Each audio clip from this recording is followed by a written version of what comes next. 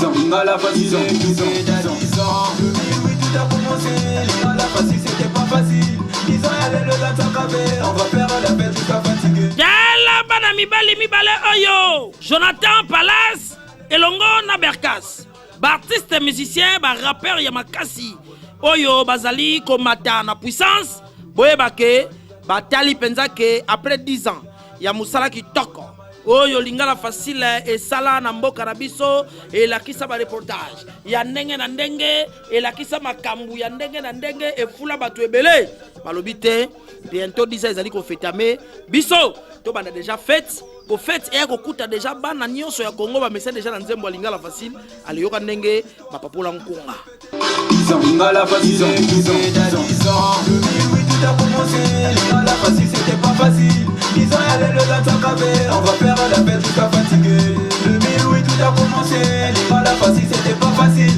10 ans y'a le lac on va faire la fête jusqu'à fatiguer Together, Botama et l'amour, Lingala facile, together, joyeux anniversaire, Lingala facile, together, Botama et l'amour, Lingala facile, together, joyeux anniversaire, Lingala facile.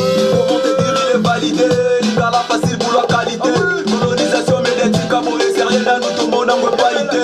Popolipo, bien réservé à 40 à 45, joueur à kicker à Zanga, remplaçant mon bandit, si y'a des colons histoire.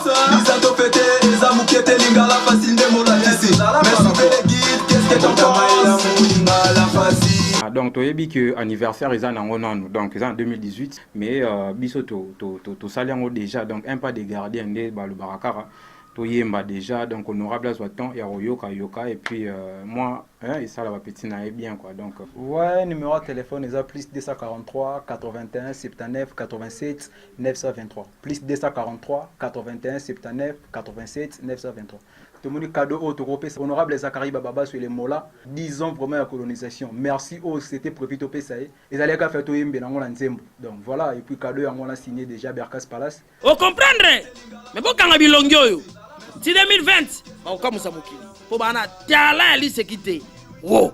Colonisation médiatique